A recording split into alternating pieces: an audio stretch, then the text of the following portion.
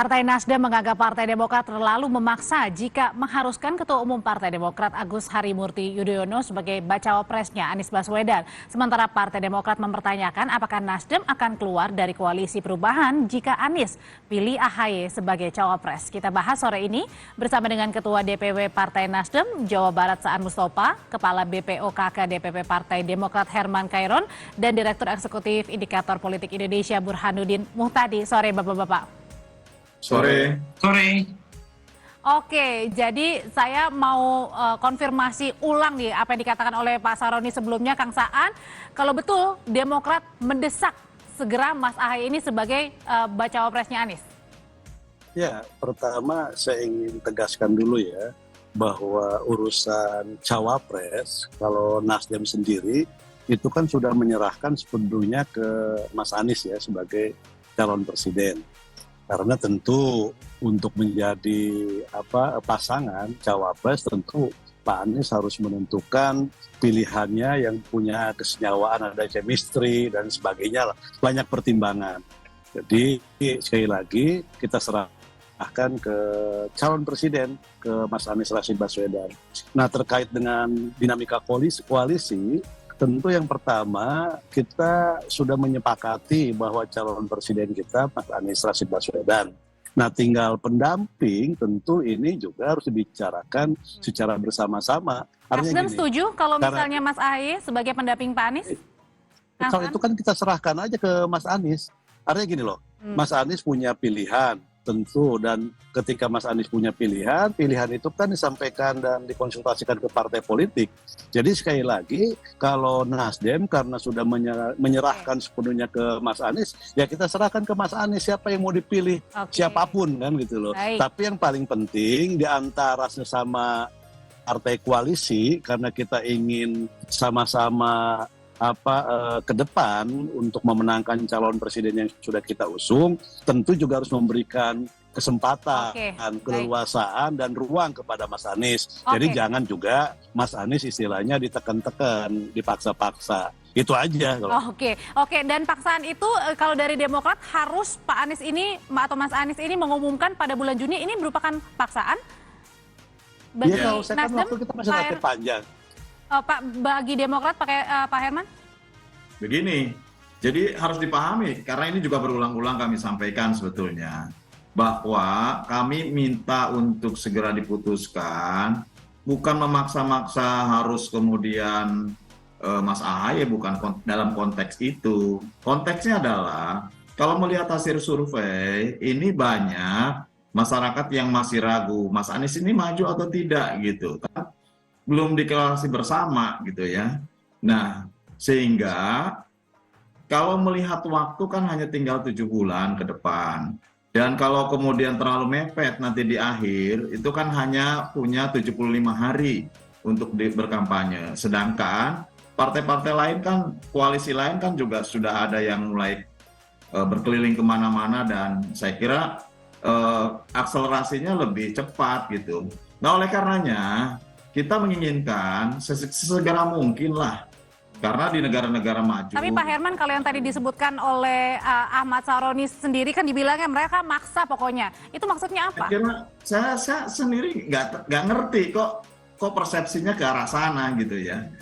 Coba direnungkan kembali, setiap pernyataan yang timbul itu karena memang kita koalisi ingin menang. Kalau ingin menang, kita harus ada waktu sedini mungkin untuk melakukan deklarasi bersama dan bahkan menentukan calon wakil presidennya. Supaya apa? Supaya ada cukup waktu kita untuk melakukan sosialisasi, duduk bersama, merumuskan visi dan misi. Kan kita akan mengusung perubahan. Nanti rakyat bertanya apa yang mau dirubah, dengan cara apa merubah. Kan ini harus disepakati bersama. Dan kalau konteksnya bahwa kita ingin kesepakatan salah satunya tentang cawapres? Untuk itu. Kenapa? Salah satu kesepakatannya dengan cawapres, nama cawapres? Kalau cawapres kan memang di dalam piagam kerjasama sudah diserahkan kepada Mas Anies sebagai bakal presiden. Nah, ini yang harus kita siapkan adalah bagaimana kita melakukan gerakan sedini mungkin supaya betul-betul bisa. Dan itu di bulan ini ya, bulan Juni ya Pak Herman ya? Ya sebaiknya begitu, gitu ya. Oke, kalau gitu Jadi sekarang tidak saya ada cara tadi memaksa dan lain sebagainya, tidak ada. Kita juga oke. punya komitmen untuk mengembalikan kepada piagam kerjasama itu. Oke, Namun baik. melihat situasinya seperti ini, ya kita harus dari awal sesegera mungkin Oke. untuk melakukan deklarasi bersama Oke, itu. saya ke Mas Burhan dulu, Pak Herman. Pak Herman, kalau tadi bagi Demokrat bilang tidak ada yang memaksa kok, tapi dari Nasdem bilang mereka maksa pokoknya. Apa yang dimaksud ini? Begini ya, kalau kita kalau kita analisis secara lebih jernih, memang koalisi perubahan ini lebih kompleks dalam menentukan cawapres ketimbang koalisi yang lain. Yang pertama, salah satu saja dari partai pendukung koalisi perubahan, entah itu Demokrat, Nasdem atau PKS keluar dari barisan, maka Mas Anies gagal mendapatkan tiket. Jadi butuh kesepakatan 3 partai sekaligus. Yang kedua, 3 partai pendukung koalisi perubahan itu rata-rata air, jadi tidak ada yang dominan. Bahkan kalau secara absolut suara Nasdem lebih tinggi ketimbang Demokrat atau PKS berdasarkan pemilu 2019. Nah, karena Mas Anies ini bukan figur dari salah satu 3 partai pendukung koalisi perubahan, maka signature-nya koalisi itu ada di cawapres. Nah, karena 3 partai pendukung koalisi perubahan ini secara umum kekuatannya berimbang, maka rebutan soal cawapres ini menentukan. Karena terkait dengan kotel efek. Ini Tapi yang paling potensial dari seluruh nama untuk koalisi perubahan baca cawapresnya siapa, Mas Burhan? Benar, AHY? Nah, itu dia. Kalau misalnya dari elit ketiga partai, memang Mas AHY ini lebih tinggi misalnya dengan tokoh-tokoh dari Nasdem atau PKS. Cuma untuk bisa membungkus kemenangan sesuai dengan keinginan untuk menambal kekurangan elektoral Mas Anies di Jawa Timur sama Jawa Tengah, sepertinya belum cukup. Jadi kalau di relatif komparatifnya itu memang lebih tinggi kalau dibanding tokoh Nasdem atau PKS. Tetapi mungkin Nasdem punya pikiran untuk menang secara nasional, maka Anies harus kuat di Jawa Timur. Oke. Nah, pada titik itu... Berarti artinya bisa mengartikan, Mas Burhan, kalau Demokrat ini jangan terlalu memaksa gitu untuk baca cawapresnya dari Demokrat, karena juga harus memikirkan kemenangan di koalisi perubahan gitu.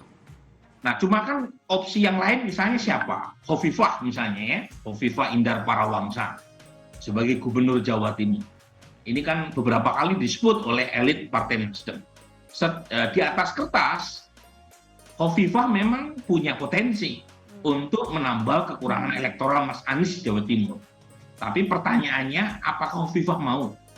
Ya. Kemudian yang kedua, bagaimana dengan isu-isu yang mencoba mengaitkan dengan Hovifah? Kan ada klausul piagam kerjasama berkaitan dengan kerentanan masalah hukum.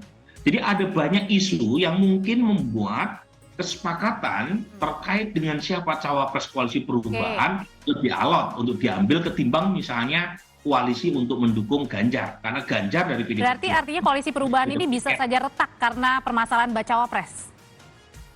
Untuk sampai retak ya saya kira tergantung reuni Mas Hirman sama Kang Saan. Oke. Poinnya begini, poin saya adalah lebih sulit untuk mengambil keputusan terkait dengan cawapres di koalisi perubahan relatif berimbang dan ketersediaan tokoh ya yang relatif kurang untuk dijodohkan dengan Mas Anies. Kalau gitu Kang Saan, benar nggak sih Nasdem itu akan keluar dari koalisi perubahan kalau Mas Anies pilihnya Mas AHY sebagai bacawa pres? Ya kan Nasdem itu kan partai pertama yang mengusung Mas Anies ya. Maka Nasdem berkepentingan, bukan hanya berkepentingan bagaimana Mas Anies menjadi calon presiden, tapi Nasdem juga berkepentingan bagaimana Mas Anies menjadi presiden kan gitu. Kan tahapannya itu. Sekarang bakal calon presiden. Nah, bagaimana dari bakal menjadi calon presiden dan dari calon presiden bagaimana menjadi presiden. Nah, ini kepentingan dan komitmen Partai Nasdem. Nah, karena itu Nasdem juga berkepentingan untuk membangun koalisi yang solid, koalisi perubahan ini. Karena Nasdem berkepentingan membangun koalisi yang solid, dan sekarang koalisi yang tersedia itu Nasdem, Demokrat, dan PKS, maka bagaimana soliditas Nasdem, Demokrat, dan PKS itu soliditasnya itu menjadi penting. Maka usaha-usaha untuk membangun soliditas itu harus dilakukan. Apa usaha-usaha untuk membangun soliditas itu? Maka bagaimana mempertemukan kepentingan-kepentingan politik di masing-masing Nah, kalau Demokrat anggota koalisi perubahan itu bawa cawapresnya. enggak, artinya gini loh. Makanya itu tadi kepentingan politik yang bisa mengikat semua. Maka di situ ada keinginan dari Nasdem, dari kami. Makanya jangan memaksa, misalnya harus si A. Begitupun mungkin Nasdem, jangan memaksa harus si B. Nah, maka figur yang harus itu yang bisa diterima oleh semua. Nah, oleh semua partai koalisi. Oke, kalau gitu jadi sekarang ini yang paling penting. Berarti AHY belum diterima ya di sini ya sama Partai Nasdem ya? Kan gini, bukan belum diterima, itu kan serahkan ke Mas Anies. Nanti Mas Anies kan pasti kan calon presiden kita ada usulan nama-nama yang saya yakin lah itu bisa diselesaikan. Usulan Tapi kalau nama-nama misalnya itu kan, Pak Anies, Mas Anies mintanya Mas AHY diterima? itu kan kalau Mas A itu pilihannya Mas Anies kan. Diterima? Itu kan kita udah menyerahkan ke Mas Anies. Karena gini loh, kita sudah menyerahkan ke Mas Anies sebagai calon presiden untuk menentukan siapa wakilnya. Termasuk kalau namanya asal Mas Aniesnya misalnya memilih sesuatu itu bukan karena tekanan, bukan karena terpaksaan, karena jangan dihadapkan kepada situasi yang sulit. Kalau tidak ini, kamu nanti nggak bisa nyapres. Maka harus ini, nah itu yang nggak boleh. Artinya gini loh, apa yang diputuskan oleh Mas Anies itu dalam suasana bahwa Mas Anies juga punya keleluasaan, punya waktu dan lain sebagainya. Ya. Oke, kalau gitu Mas Burhan, akankah Demokrat hengkang dari koalisi perubahan kalau Mas AHY tidak jadi bacawapresnya Mas Anies? Begini Audrey ya, sepanjang janur kuning belum melengkung, siapapun capres maupun koalisi yang sekarang mengaku akan mendukung 3 top 3 menurut survei itu belum tentu juga akan melenggang sebagai capres, termasuk Ganjar Pranowo meskipun sudah diumumkan oleh PDI Perjuangan sebagai capres. Jadi konstelasi capres maupun pendukungnya ini sebelum didaftarkan di KPU itu apapun bisa berubah. Bisa saja misalnya Nasdem kemudian ketemu sama Golkar, cukup tuh untuk mencapreskan misalnya Anies ya, berpasangan dengan Erlangga Hartarto. Atau bisa saja misalnya PKS atau Demokrat kemudian membentuk poros koalisi yang lain atau bergabung dengan yang sudah ada. Makanya Demokrat ini mengancam untuk Juni harus diumumkan. Jadi begini, saya agak mengerti kronologinya atau timelinenya kan begini. Waktu itu kami rilis survei dan menemukan tren penurunan elektabilitas Mas Anies belum berhenti. Nah, kemudian Mas Andi Arief mengeluarkan pernyataan bahwa penurunan elektabilitas Anies seperti yang direkam oleh banyak survei, termasuk survei Kompas juga, dan hanya survei indikator, itu karena Mas Anies belum menetapkan pasangan. Nah, sebenarnya kalau dari data, itu tidak ada kaitan langsung antara penurunan elektabilitas Mas Anies dengan cawapres. Sebenarnya ya, karena penurunan itu berkaitan dengan kenaikan approval rating Pak Jokowi dan mulai kerja politiknya Prabowo Subianto. Jadi nggak ada hubungan. Tetapi ini Audrey ya, tetapi gitu ya, saya harus agak pelan-pelan menjelaskan bahwa cawapres itu kalau ditetapkan segera itu bisa, dan tentu dengan asumsi disepakati oleh 3 partai pendukung Mas Anies, itu bisa mengakselerasi kerja Mas Anies. Itu make sense juga karena tinggal 8 bulan nih sebelum 2024. Tapi harus kesepakatan bersama. Ya. Jadi misalnya Mas AHY kalau disepakati oleh Nasdem dan PKS, tiga-tiganya. Kalau sekarang kan misalnya Kang Saan atau Mas Ahmad Ali bisa mengatakan, loh, kita yang kerja untuk Mas Anies baru Nasdem nih, di mana-mana baliho yang muncul ya dari Nasdem aja. PKS dengan Demokrat belum kelihatan balihonya. Jadi hal-hal semacam ini akan muncul terus-menerus sepanjang belum ada kesepakatan siapa cawapresnya Anies Baswedan. Dan makanya itu diharuskan sesegera mungkin ya bagi Demokrat ya untuk mengumumkan cawapresnya. Nah, pada titik itu kan ada benarnya, meskipun pertanyaannya siapa itu kan belum disepakati. Kan? Oke, kalau gitu sekarang saya tanyakan ke Demokrat. Berarti harus segera diumumkan di bulan Juni ini untuk cawapresnya Anies agar tidak digoyang? Audrey ya, hilangkan dulu itu kata memaksa. Karena tidak pernah ada kata memaksa untuk sesegera mungkin diumumkan. Tetapi ini atas kepentingan untuk sama-sama kita menang. Kan berkoalisi ini kan untuk menang sekali lagi. Dan waktu yang tersedia cukup pendek. Kalau nanti diputuskan di akhir atau menjelang kampanye, itu kan hanya tersisa 75 hari. Tidak cukup untuk bisa melakukan akselerasi konsolidasi secara nasional. Oleh karenanya, pengalaman-pengalaman kami itu dituangkan dengan permintaan agar sesegera mungkin dideklarasikan pasangan calon ini supaya memberikan kepastian kepada publik, keyakinan kepada publik. Dan bagi Partai Demokrat yang paling ideal menemani Mas Anies maju di Pilpres adalah? Begini, kita kalau mau mundur ke belakang, Demokrat, Cekyu Bapilu itu telah menjaring nama-nama. Banyak nama yang telah dijaring di internal partai kita. Tadi Mas Burhan juga telah menyebutkan kekurangan, kelebihan, bagaimana punya jaringan tidak, dan lain sebagainya. Dan berkesimpulan memang kan semangat dan spirit awal kami AHY itu adalah untuk presiden. Cuman kan ada presidensial threshold, jadi mau tidak mau kita juga harus mengikuti terhadap ketentuan itu. Nah kemudian terbangun, ini panjang, perjalanan panjang, terbangun menjadi koalisi perubahan dengan Nasdem dan PKS. Tentu kami juga tidak ingin mundur ke belakang, ingin maju ke depan. Konteksnya adalah bagaimana koalisi ini bisa menang. Anies bisa kemudian naik kembali elektabilitasnya. Ini adalah sebuah prasyarat yang harus dipenuhi dalam berbagai diskusi dan pemikiran kami. Ya harus ada deklarasi segera mungkin. Terkait dengan siapa bakal wakil presidennya, ya sesuai dengan yang telah dituangkan di dalam deklarasi bersama. Yaitu diserahkan harus kepada secepat mungkin dideklarasikan di bulan Juni ini sesegera mungkin. Nasdem akankah di bulan Juni ini sesegera mungkin diumumkan bacawa presnya, Kang Saan? Kalau Nasdem sekali lagi, kalau memang Mas Anies sudah ada nama dan itu firm, ya silakan umumkan. Sudah ada ini belum kan Kang kalau sekarang? Nah kan kalau saya kan ini kan Mas Anies kan belum menyampaikan ke kita. Kita udah nyerahkan ke Mas Anies, nanti Mas Anies silahkan tentukan. Jadi kalau Mas Anies sudah siap dengan calon dan sebagainya, disampaikan ke partai, ya kita cari waktu lah. Waktu yang baik gitu kan. Kalau terakhir pertemuan Mas Anies dengan Pak SBY begitu, belum ada pembicaraan juga yang... Siapa sampai ini? Pak Herman kalau SBY. Kalau dulu Kang Saan. Silakan. Oke, silakan. Alumni ya. Ya, pembicaraan terkait dengan bagaimana taktik strategi ya pasti dibicarakan. Dan sekali lagi tidak ada unsur memaksa dan diserahkan kepada Mas Anies.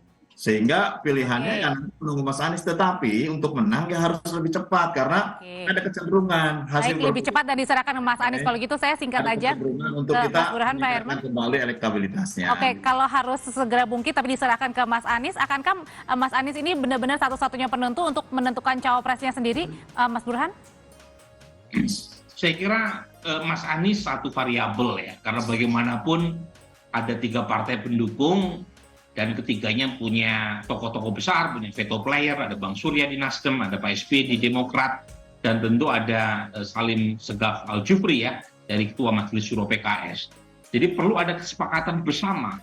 Nah masalahnya figur yang sesuai dengan kebutuhan Mas Anies untuk menang, yaitu mengunci di Jawa Timur, dari yang tersedia itu belum cukup memadai. Mas AHY memang... berarti nama-namanya masih belum memadai ya untuk... Sebentar aja. Singkat Mas Burhan, mohon maaf. Saya tahu, iya.